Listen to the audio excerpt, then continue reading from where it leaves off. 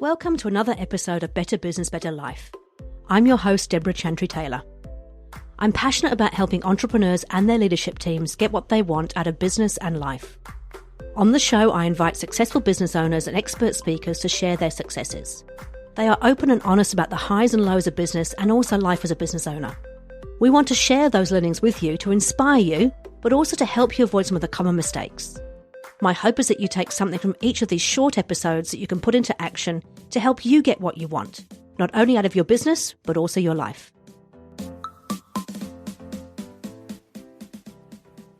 Good morning and welcome to another episode of Better Business, Better Life. Today I'm very privileged to have Renee Russo with me. Renee is a Certified EOS Implementer based out of Canada, and really great to have you on with us this morning. Thanks for having me here. Oh, absolute pleasure.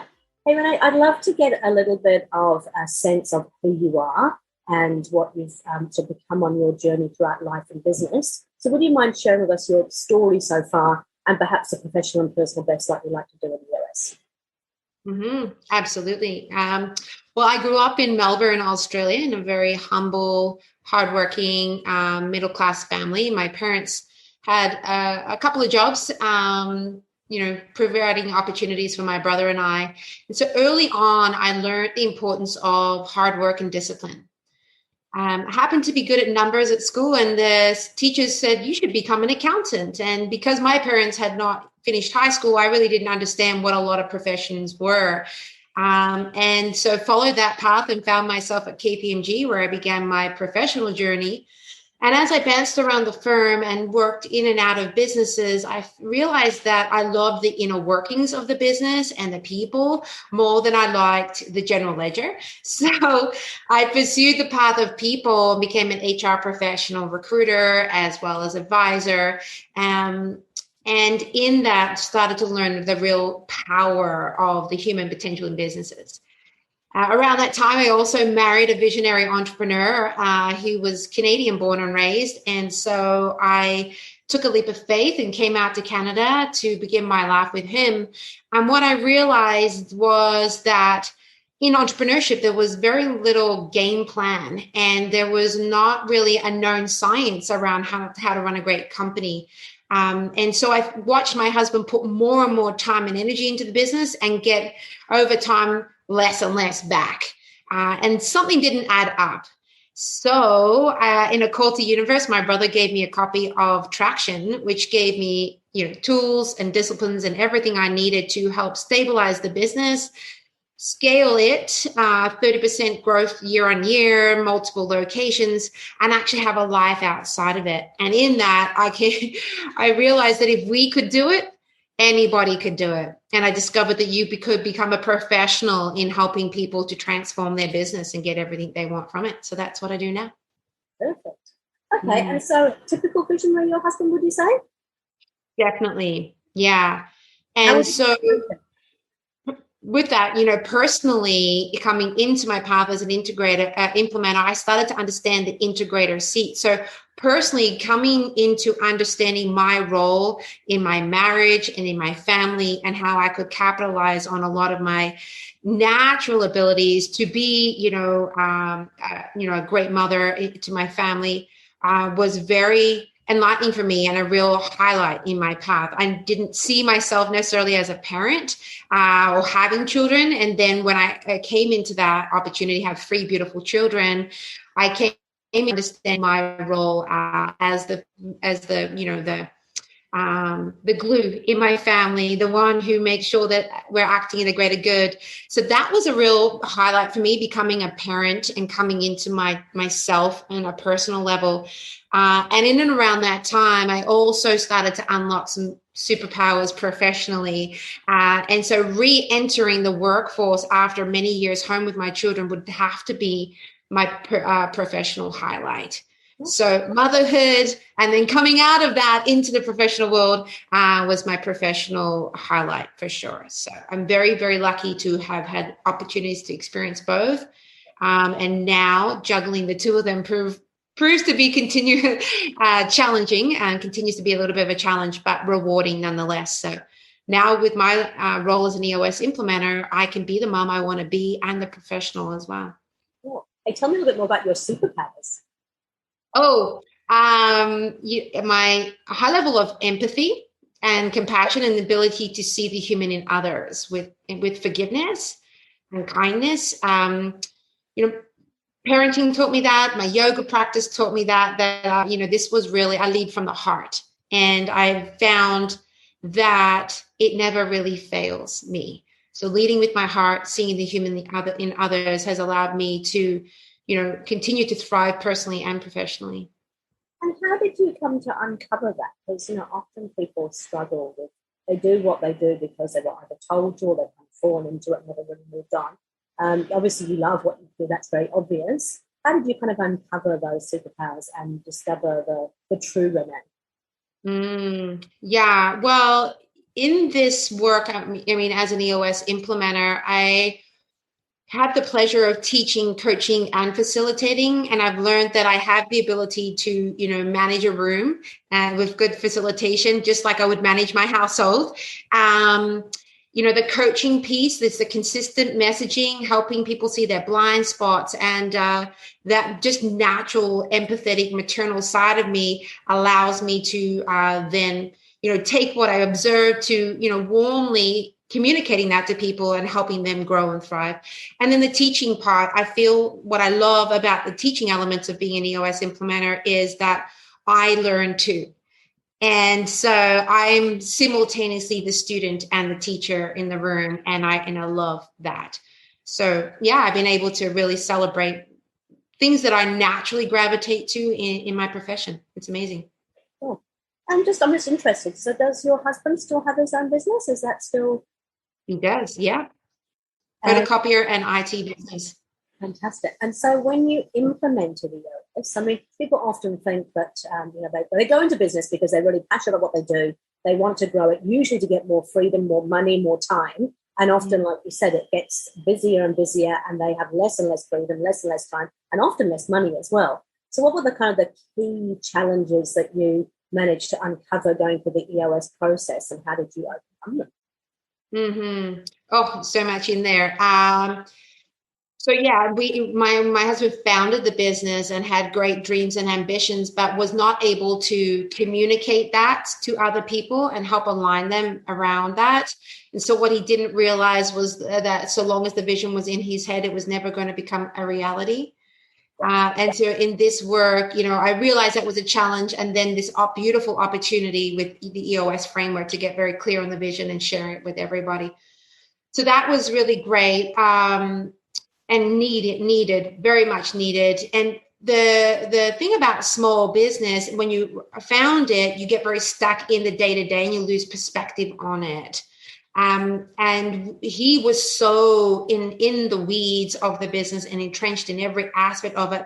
He had a hard time developing the structure and then also the trust to delegate things to other people and trust that they would do their work. And so this gave organizational transparency and accountability that he could then hold people to those expectations. He could get clear on those expectations and frankly get more of people doing what he wanted and needed to make the world go around. But I feel like it's the dream that entrepreneurs are chasing into their business, and seldom do they realize the dream while they still own the business. And the power of starting to actualize the vision is like a dream coming true. And so you need to be able to share that vision and have the right people to then make it a reality. And I feel that these challenges were not just present in our business, but in every entrepreneurial business that I start working with. And so that's been clarifying that it wasn't just us. We didn't just suck ourselves. We didn't know any better because we didn't have a playbook. And now we do. Awesome. And so you've been implementing now for how long? This coming February will be my 4th year. Excellent. So you obviously work with a number of different clients, no doubt. Do you have a favorite sort of type of industry that you like to work with, or what's your view on? There's not, home services is one of the industries that I'm fascinated by, your furnace, your plumbing, your central cooling and heating and things like that. That demand continues to increase over time. And so it's a business that has a lot of upside potential. And I'm always curious, though the demand continues to increase, why they don't scale and revolve through those ceilings. And so EOS has helped unlock a lot of that potential and help my home services company get to the next level. Every industry has its, its uniqueness and gift, and that's what keeps me coming back to my work. I work at the moment across 23 different industries with clients. So that means that, and then I've got some depth in the home services, but that means I'm gaining insights into all these different industries, which then I can start to connect the dots and share some of that insight across industries who never thought about, what they could learn. A marketing company could learn from an HVAC company or a plumbing company, or what a construction company could learn from, like a retail store. There's not a lot of cross industry learning that takes place. And so, yeah, that's what I really love about this work. I must admit, I had the same kind of situation when I was at the Ice House. I worked with both startup businesses and established businesses. And what I found was that there were so many learnings that both could take from each other. And so by working across the broad range of, sizes, startup through to established, but also across different industries, gave me a great chance, as you said, to learn and share with other clients as well. And similarly with EOS, So tell me about your best kind of, success story, I guess, with an EOS client. Oh, yeah, so many. I started to work with a beverage canning company during COVID because a lot of the breweries were not selling to restaurants anymore. They would sell direct to the market in cans. So client of mine happened to be in that space, already a high demand industry, but they were not immune to COVID. And though the business was thriving, the human elements of what was taking place were real, the ability for people to work, to access childcare, to, the safety levels around showing up to work. And so watching them navigate through that and continue to stay strong and steady throughout has been fascinating. They have also simultaneously gone through the challenges of COVID and exponentially grown revenue. And so watching them not only manage, but also scale and continue to use the EOS tools to adjust at every stage of that rapid growth has been really powerful to watch. So it can help, EOS can help with the challenges you're experiencing, because of complex external factors, but also, rapid scale. So watching that duality take place has been amazing. So many others, an automotive company, a dealership, they had silos across sales and service and parts, and there was a lot of tension, and now they move as one unit. And in that industry, those silos are pretty deeply entrenched, and watching them overcome that and come together as one team has been amazing. Do you have a favorite EOS tool? I know that there's a few in the toolbox. Is there a favorite one for you? Well, I would say two, like the level 10 agenda. I don't know if I could ever go to a meeting without an agenda now, and nor can my clients tolerate that. So we're turning, bad meetings around, and that whether you're using EOS as a system or just that tool alone, you can get a lot of, wins on the board with very little effort. And the people analyzer, like I mentioned, some of my clients were in downturn during EOS, during COVID, and then others were in upswing. But that tool is like a market, independent, agnostic, because whether you're in upturn or downturn, it can be used in both ways. So what types of people are we going to add to our employee base, and what types of people do we need to let go of when we need to scale back, or just because we need to make changes as a business? So it's powerful, and it really creates some level of objectivity around a very otherwise uncomfortable and subjective topic, which is human performance in the business. And so when we're really looking at their alignment and how well they live the core values alongside how they're technically performing in the work, we can get to the root of a lot of issues and have more confidence around acting on those, and also make better hires when we're bringing people into the business. So it's a cost-saving tool. It reduces the complexity and allows us to make more decisions more confidently. I must admit, the level 10 meetings, well, like you said, even if we're not using EOS, bringing that structure into a meeting just makes such a big difference. And I was talking to a client the other day who basically shared with me they've reached 50% on top of their target already, and they're only a few months into the year. And I asked them what they thought had actually created that. And they said the level 10 meeting tool has just kept them really focused. And so now that all the projects that they've found to go for a long, long time that never quite got finished are actually being completed, and that is leading to increase in sales and also productivity. So it's amazing how a very simple tool really can make such a significant difference. Absolutely. Yeah. And the people analyzer, I mean, I know that hiring on value is important, but it's difficult sometimes to do that. That gives you a really great tool to make sure you are doing the right people, as well as letting go of the wrong people, I guess. Yeah, when Seattle was closing down, one of my clients has 5 coffee shops there, and they needed to go down basically to skeleton staff like they've never seen before. And the first tool, instinctually, that they got out was the people analyzer. They just knew that they needed to use it with more scrutiny than ever before. And then those people have ridden out the storm and now continue to stay with them. Hey, look, I always like to share some tips with our listeners because I want them to be able to walk away not only inspired by your story and your help, but to actually go and do something quite practical, quite pragmatic. So what would you say are the sort of 3 top tips you could share from your experiences, either with your husband's business or as an implementer, that the listeners could take on board? Yeah, great. I always think in 3s anyway. I have 3 kids and my ideas come in 3. So that's a perfect number.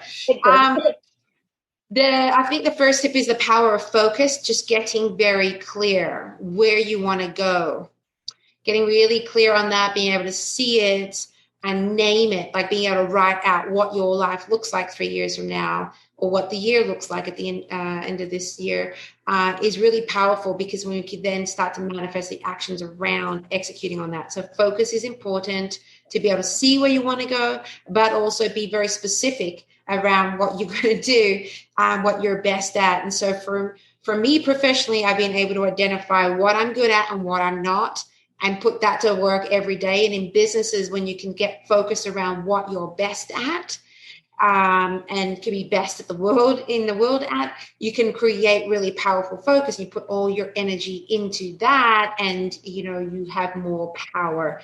So focus is key. Discipline, the only person who can truly hold you accountable truly is yourself.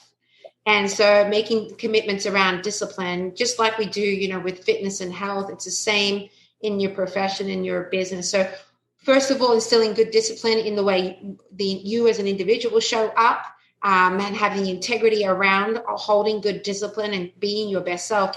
But then in the organization as well, creating that heartbeat of good discipline in the business is essential for sustainable growth and good momentum. And the last one is believing. I always say the only difference between those who do and those who don't is those who believe they can. And, I spent a lot of my early years, looking for other people to believe in me. And as time has gone by, I realized that I just need to believe in me. I need to decide. I need to be willing to give myself permission to thrive. I need to believe in myself first. And in that, you unlock all this potential, all this fear mentality starts to go away. And you've got this deep rooted belief in what you're capable of. And that certainly has, helped myself and a lot of people that I coach get to their next level of performance through just simply believing that they can. That is a cat feeder deciding to feed the cats right in the middle of our podcast. Well, fortunately, there was a pause there. That's good. It's all good. It's one of the joys of recording from home. Okay, so I suppose one of the things that I have found over the last 12 months with COVID and that's going on, a lot of people seem to be sort of really trying to fight fires and maybe not finding the time to do some of the things that you talked about, the focus, the clarity, the finding their self-belief. What would you suggest that they do? How do they lift themselves out of the weeds or out of the firefighting to actually take the time to do the stuff that is really important? Mm-hmm. Yeah, I feel that there's 3 parts to that. Some kind of a coach who you have a structured relationship with that really kind of holds you accountable to stepping back from your world and getting some clarity around it and taking ownership and things like that. So coach is important. Peer group, you can save yourself a lot of time and effort making the same mistakes that your peers are making when you actually have a structured peer group environment for shared learning. And then you can gain insights that you wouldn't have read in a book or maybe necessarily experience on your own. And then a good system around doing that work, stepping out of the business to work on it. So an operating system that drives a discipline and that instills it in the business is powerful. And if you don't have the operating system like EOS in place, you can certainly just create a more structured approach to literally stepping out of the business, taking a clarity break, getting clear and objective, or taking your leadership team out of the business so that you could all gain that clarity and objectivity. So those are the kind of 3 success factors, I think. So what does this next year hold for you? Well, I'm really enjoying my work as an EOS Implementer coach. And so I'm taking on a new batch of implementers to coach. So taking my coaching up to a whole new level, which inspires me and keeps me learning. So like the teacher and the student piece there.